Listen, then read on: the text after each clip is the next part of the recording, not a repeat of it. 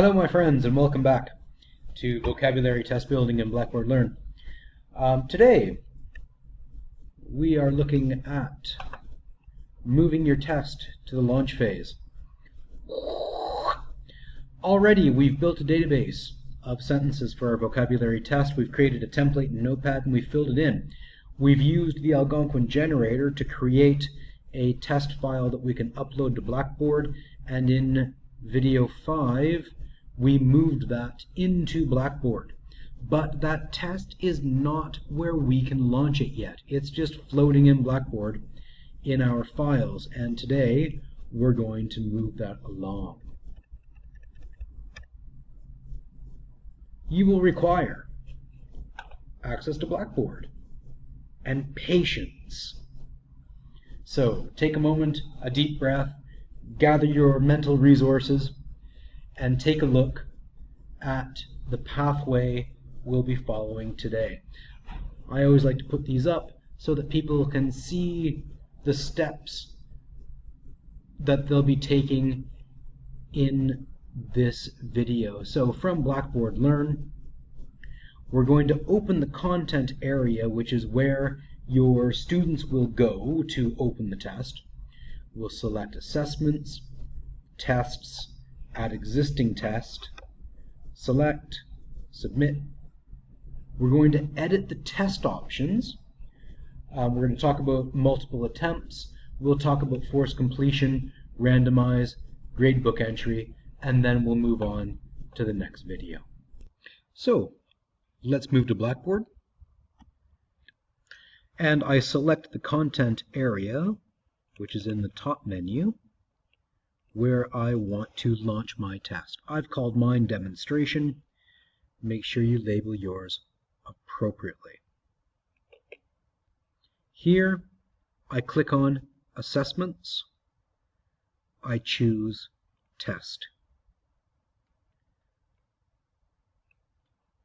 In the first section, I want to add an existing test. And I'm going to scroll down .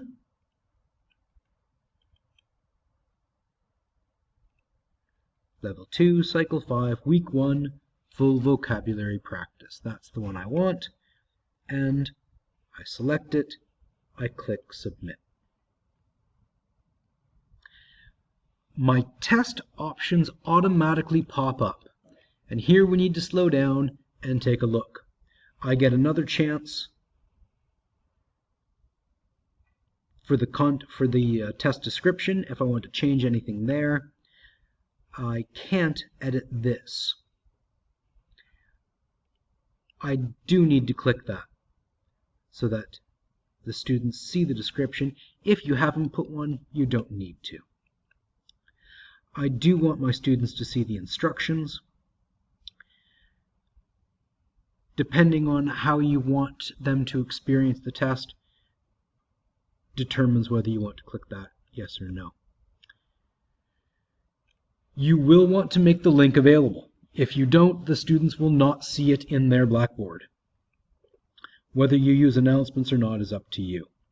I like multiple attempts because I like my students to have several chances to practice a test.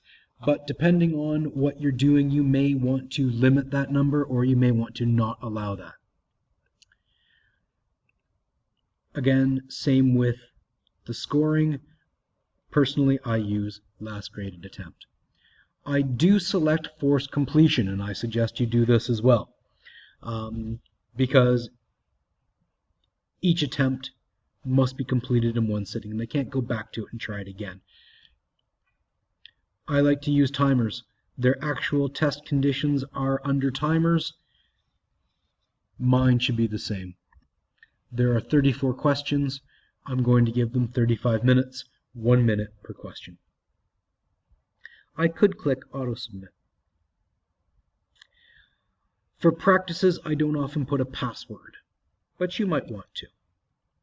Restrict location is something we'll talk about another time.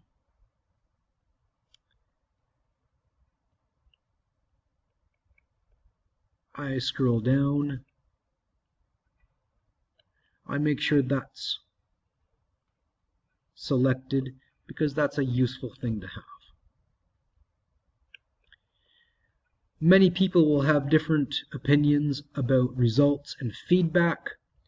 Personally, for this kind of test, in their feedback, I like to show them all the answers.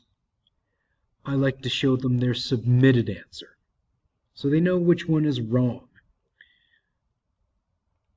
Some people might want to show them the correct answer as well, but for a first attempt, I don't want them to know that. I want them to work on it and figure it out. If you've provided feedback in the answers, you have to select that. Test presentation, this one, super important, and I'm going to circle that a few times and click it and make sure I've clicked it, because this one makes sure that they don't see the test in the same order again and again. Again, personal style, whether you want them to see the questions one at a time or all at once. This is a bit of an interesting choice, and it may lead to some good test training, but I would use this with great thought.